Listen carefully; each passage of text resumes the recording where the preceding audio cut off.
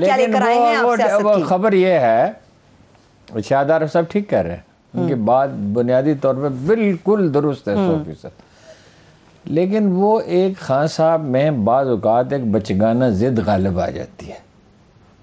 یعنی ویسے تو انہوں نے بڑے بڑے کام کیے ہیں، اس میں کوئی شبہ ہی نہیں ہے، وہ سب جانتے ہیں کیا کام انہوں نے کیا ہے.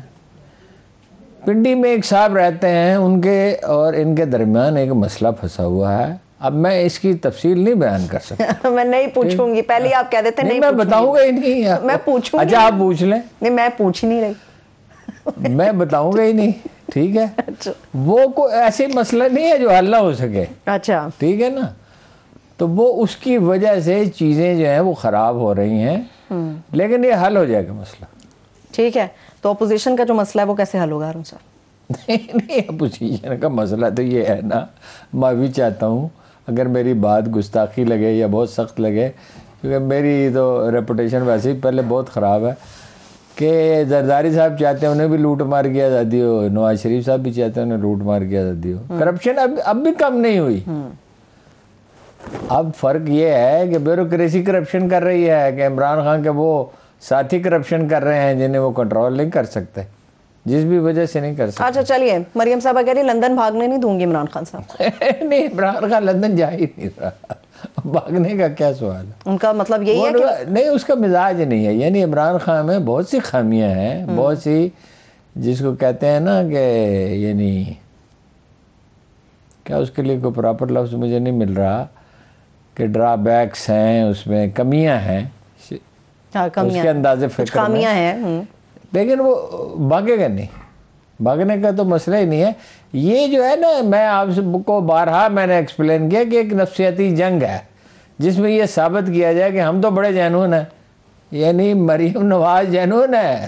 کیسی عجیب بات جو فرماتی تھی کہ میری لندن تو کیا پاکستان میں بھی کوئی جائیداد نہیں ہے. یہ تو ایک قوم ہے ایسی جو جذبات کا شکار ہے، ورنہ محترمہ مریم نواز اور شہباز شریف اور زرداری اور نواز شریف، عمران خان کی غلطی اپنی جگہ، مطلب ان کی ناکامی تو ان کی ہے.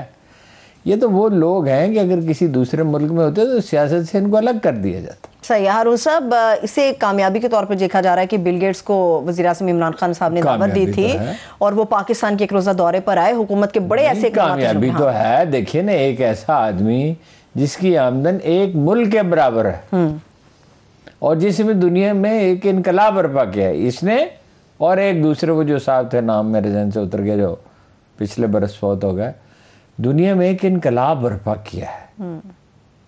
آؤٹ آف دا باکس جو لوگ سوچتے ہیں، دونوں کالج ڈراپس ہیں، یعنی دونوں کی تعلیم نہیں مکمل ہوئی. سے پتہ یہ چلتا ہے کہ اصل چیز تخلیقی انداز فکر ہے. بالکل. تو کامیابی تو ان کی ہے.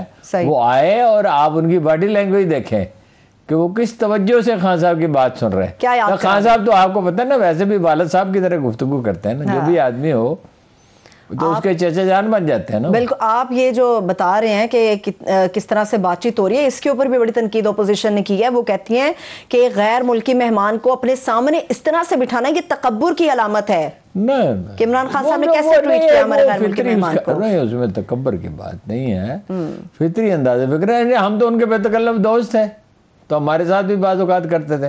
ہم بھی ویسے یہی کرتے تھے. خان صاحب کو کوئی ڈرائی فروٹ نہیں منگوایا، کوئی چائے نہیں منگوائی، کچھ نہیں کیا. وہ اس میں تکبر کی کوئی بات. عدم اعتماد کے حوالے سے ہارون صاحب کیا خبر ہے؟ طلال چوہدری صاحب دعویٰ کر رہے ہیں جہانگیر ترین اور ان کا گروپ ہم سے ٹکٹ مانگ رہا ہے. ٹکٹ مانگ رہا ہے. نہیں، وہ طلال صاحب کا دعویٰ درست نہیں ہے. اچھا. وہ اپنی شرائط پہ سمجھوتا کریں گے اگر کریں گے، لیکن بات وہی ہے جو میں نے آپ کو بتا دی ہے، جس کی تفصیل میں بالکل نہیں جاؤں گا. اچھا چلے ٹھیک ہے. روس کے دورے پہ بھی ہارون صاحب وزیر اعظم پاکستان جا رہے ہیں 24 فروری کو. کیا لائیں گے پاکستان کے لیے وہاں سے؟ ایک میجر کوشچن یہ ہوتا ہے پاکستان کے لیے کیا آئے گا. سوال یہ نہیں کیا لائیں گے، یعنی بجائے خود چین اور روس کی اہمیت اور ان کا باہم بعض انٹرنیشنل ایشوز پہ اور یعنی پرسیپشنز پہ متفق ہو جانا، یہ بجائے خود بہت بڑا واقعہ ہے. چین اور روس کے متحد ہو جانے کا مطلب یہ ہے کہ ایک انقلاب عظیم برپا ہو سکتا ہے. یعنی کل اگر وہ کہہ دیں کہ ہم ڈالر کو کرنسی نہیں مانتے، انٹرنیشنل کرنسی، مثلا وہ چینیوں نے تو کچھ شروع کر دیا یورو میں جی، اور بعض ملکوں سے ان کی لوکل کرنسی میں، تو ایک انقلاب عظیم ہو جائے گا نا. وہ جو امریکہ کی بالتری ہے اس کی مالی حیثیت کی 4 چیزیں ہیں، ان کی مالی حیثیت کی، ان کی کمیونیکیشن میں دنیا بھر میں جو غلبہ ہے، جی، ان کے جو مالیاتی ادارے ہیں، تو وہ جب ختم ہو جائے گی تو اس کا مطلب یہ ہوگا کہ دنیا بدل جائے گی. بدل نہیں جائے گی، یکسر بدل جائے گی، بالکل تبدیل ہو جائے گی دنیا. دنیا تبدیلی کے دانے پر کھڑی ہے. ہمارا اشرافیہ جو ہے نا وہ 200-300 سال پیچھے کی اس کو اس میں ہوتی ہے، اس کا انداز فکر ہوتا ہے، چونکہ جاگیردار ہیں اسمبلی میں زیادہ تر، جی، اور جو صنعت کار ہیں وہ بھی تقریباً جاگیردارانہ ذہنیت کے حامل ہیں. لوگوں کو اس کا اندازہ نہیں ہے کہ دنیا بدل رہی ہے. صحیح. خان صاحب نے حکومت تو کیا کی، مطلب ارد گرد جو ان کے مشیر ہیں بالکل ہی ان سے بھی زیادہ گئے گزرے ہیں، لیکن ان کو اس کا یہ ادراک ہے کہ دنیا بدل رہی ہے اور ہمیں بدلتی دنیا کے ساتھ بدلنا پڑے گا. ہر ایک کو بدلنا پڑتا ہے. اپوزیشن کتنی بڑی رکاوٹ ہر ایک کو بدلنا پڑتا ہے. یہ نہیں جب نظر کی اینک نہیں تھی تو پھر لوگ کیا کرتے تھے؟ مجبوری تھی نا، کچھ بھی نہیں. پھر ایک دن نظر کی اینک بن گئی، صحیح، سواری کی نوعیت بدل گئی، بے شمار چیزیں بدل گئیں، پنسلین ایجاد ہو گئی اور بہت سی چیزیں. تو وائز آدمی، وہ دانا آدمی وہ ہوتا ہے جو اپنے زمانے کے تقاضوں کو سمجھتا ہے. یعنی اخلاقی تقاضے تو ہمیشہ وہی رہتے ہیں، روز ازل سے 40,000 سال سے. ایک اندازہ اینتھروپولوجسٹ کا جو بنی نوع انسان کی تاریخ پہ جن لوگوں نے ریسرچ کی ہے کہ بنیادی اخلاقی تقاضے تو وہی رہتے ہیں لیکن دنیا بدل جاتی ہے. مثلا اب آپ نے جانا ہے کراچی تو ظاہر ہے آپ جہاز پہ جائیں گے. اگر آپ ٹرین پہ جائیں گے تو آپ کو راول پنڈی سے اسلام آباد سے 24 گھنٹے لگیں گے. تو وہ ہمارا جو اشرافی سو کالڈ، جس کو مرحوم عبدالقادر حسن صاحب بدماشیہ کہتے تھے، جی، اس کو تو اندازہ ہی نہیں ہے نا کہ دنیا بدل رہی ہے. ٹھیک ہے، بدل گئی ہے، بدل نہیں رہی، بدل گئی ہے. اچھا ٹھیک ہے.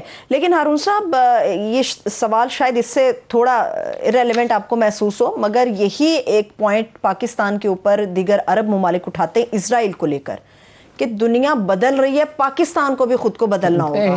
یہ ایک سوال بھی اٹھ رہا ہے ترکی کے ساتھ تعلقات، یو اے ای اور سعودی عرب. اور لیکن یہ ہے کہ جھوٹ کو سچ نہیں مانا جا سکتا، سرخ کو سفید نہیں مانا جا سکتا، نیلے کو زرد نہیں مانا جا سکتا. اسرائیل ایک ناجائز ریاست ہے. درست، بالکل. اگر پاکستان اس پہ ڈٹ کے کھڑا رہے گا، انڈونیشیا بھی کھڑا ہوا ہے اور بھی بعض مسلم ممالک کھڑے ہوئے ہیں، تو پاکستان عالم اسلام کی رائے عامہ کا لیڈر ہوگا انشاءاللہ انشاءاللہ.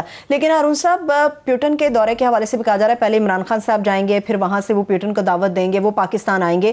ایسے میں جب ملک کے اندر سیاسی عدم استحکام ہے، اپوزیشن سڑکوں پر نکلنے کو تیار بیٹھی ہے، تو پھر یہ کتنا متاثر ہو سکتا ہے؟ کوئی بات نہیں، یہ ہمیشہ سے ہماری حکومتوں کا بھی وتیرہ یہی رہا ہے جو ان کا ہے، نہ سمجھی کا، اور اپوزیشن کا وتیرہ بھی یہی رہا ہے.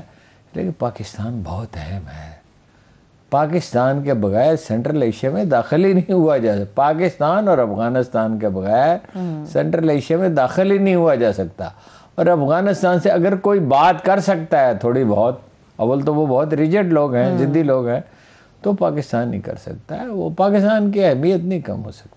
ٹھیک ہے ٹھیک ہے. لیکن ہارون صاحب اپوزیشن کو بھی تو ایک رکاوٹ کے طور پر دیکھا جا رہا ہے عمران خان صاحب کی کامیابیوں کے راستے میں. نہیں، رکاوٹ تو ہے نا، عمران خان صاحب بھی تو رکاوٹ تھے ہی نا. وہ دھرنے میں جب چینی صدر آ رہا تھا تو وہ اپنا ان سے بتیرا کہا، جا کے ان کی خدمت میں میں بھی حاضر ہوا تھا کہ جناب والا یہ نہ کریں. اس کو محمود شام صاحب تھے، کچھ اور دوست بیٹھے ہوئے تھے، میں نے کہا یہ نہ کریں، اس کا کوئی فائدہ نہیں ہوگا. لیکن آپ کو پتا ان کا بھی ایک مزاج ہے. وہ دورہ بھی ان کا ہوا تھا. ٹھیک ہے. ابھی مجھے یہ بتائیے ہارون صاحب، ٹائم گین پوزیشن میں کون ہے؟ اپوزیشن ہے یا پھر حکومت ہے؟ کیونکہ پنجاب کے الیکشنز آ رہے ہیں، کے پی کے کا مرحلہ شروع ہونے والا ہے، رمضان آ رہا ہے. یہ ہے کہ کوئی بھی نہیں ہے.